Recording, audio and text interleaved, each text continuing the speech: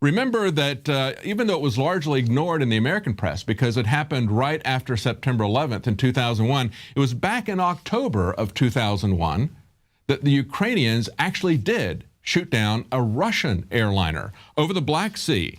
And it took them 9 days to admit it, but going back to this Guardian article in 12th of October 2001, they say a Ukrainian official today admitted that his country's military may have mistakenly shot down a Russian commercial airliner over the Black Sea last week, killing all 78 people on board. And they went on to say the reason for the crash could be an unintentional hit by an S-200 missile during Ukrainian air defense exercises. Well, they didn't need to have a Buk missile system. They could have shot it down with an S-200. Who knows what kind of missile shot it down if it was in fact shot down by a missile. I mean, it could have been blown up by a terrorist bomb on board. But note that they said that this happened, they think, by mistake during a Ukrainian air defense missile drill. Does that sound familiar?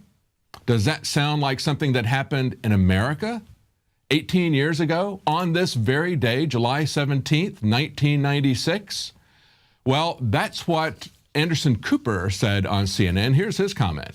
No doubt about it. I want to go to our Ben Wiedemann, who's in Gaza City. Before I do, I just want to correct something I said regarding the plane crash. Earlier, I said that today was the anniversary of flight TWA 800 crashing off the coast of Long Island in 1996. I believe I said it was shot down. Obviously, the government said it was a center fuel tank explosion, though some people had indicated they saw a rocket. There's no evidence of that. It was ruled to be a center fuel tank explosion, so I apologize for misspeaking about that anniversary. That was his retraction. Earlier, he had said and just moved on that Flight 800 was shot down on this same day in 1996. Over 200 people were killed in that incident. And there were many, many eyewitnesses. It was just a year ago, remember, that Yahoo News covered, and we put up on Infowars.com, that TWA Flight 800 crash was not due to a gas tank explosion, says former investigators. Now, this is an article about a documentary that was about to be released a year ago, and they said 6 former investigators who took part in the film say there was a cover-up, and they want the case reopened. This is a senior accident investigator for the National Transportation Safety Board who said there was a lack of coordination and willful denial of information. He said there were 755 witnesses to Flight 800, TWA Flight 800. At no time was any of their information provided by the witnesses shared by the FBI with the National Transportation Safety Board. Jim Spear, an accident investigator at the time of the crash for the Airline Pilots Association, who shifted through the recovered wreckage in a hangar, said he discovered holes consistent with those that would have been formed by a high-energy blast in the right wing.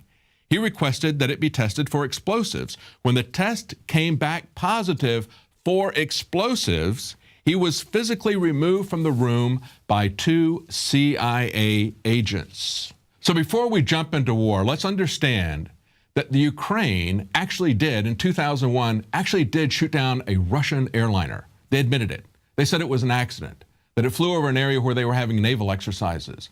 We have 755 witnesses who actually saw a missile going towards Flight 800. We have pilots who said they saw a flare going up into the plane for Flight 800. And yet our government lied about that, and they covered that up. And yet our government knows exactly what the missile was and who fired it within just a short period of time in the Ukraine. I don't think we need to take that very seriously, but let's look at something else that touches on government lies about plane crashes. Let's take a look at the pictures of this plane crash. Now remember, this is a plane crash that as of this moment, everyone agrees it was hit by a missile at about 30,000 feet in the air, broke up in the air, and crashed to the ground. And I want you to take a look at the pictures online at this crash site and compare the pictures of this crash site in the Ukraine, where we have a plane that exploded at 30,000 feet and then hit the ground. We had a lot of witnesses say they saw it come in. I want you to compare that to Flight 93 that we're told drove straight into the ground that did not explode in midair. Now, at this plane site in Malaysia, they said they've had at least 100 bodies that have been found so far at the scene. Wreckage has spread across an area of about 9 miles in diameter. Now, when we go back and we look at the Flight 93 crash, what happened there, there were 3 debris fields, actually. make that 4 if we count the engine. In addition to the primary crash site, there were 2 other large debris fields separated by miles. In this case, it was about 8 miles. So in the case of the plane today, it was about a 9-mile radius for the crash debris. In the case of Flight 93, it was about 8 miles. And if you look at the pictures of the crash sites, you see that there is one primary crash site on this map, and then there's an engine located a good distance away from that, and then 2 other major debris fields, about the same size as United Flight 93, which we're told hit the ground. But now, of course, there were airplane parts there. Were there any airplane parts at the Pentagon? We were told that a plane flew into the Pentagon, flew into a building, and completely vaporized, completely disappeared. That building was more destructive to the plane than a plane flying directly into the ground.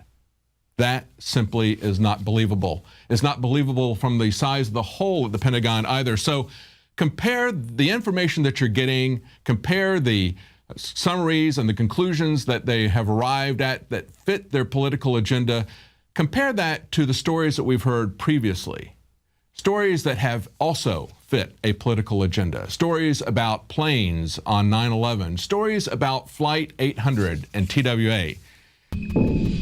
My friends, Alex Jones here to tell you about some of the most important information concerning you and your family's health. Radiation levels have more than doubled in the last 60 years in the Northern Hemisphere from all of the nuclear testing and radiological accidents. Radioactive contamination is now in most of the food supply. There's only 2 ways to avoid this. Move south of the equator or properly protect your thyroid with nascent iodine. Looking to protect my family, I've done deep research. Nascent iodine is the purest, cleanest, absolute best form of iodine to protect yourself and your family. It's made right here in the USA, completely non-GMO. I searched out the best quality and now have developed a double-strength form of nascent iodine, exclusively available at InfoWarsLife.com. Nascent iodine is on record as one of the only safe ways to detox from fluoride poisoning. Survival Shield Nascent Iodine. Secure your super high-quality nascent iodine today at InfoWarsLife.com. That's InfoWarsLife.com.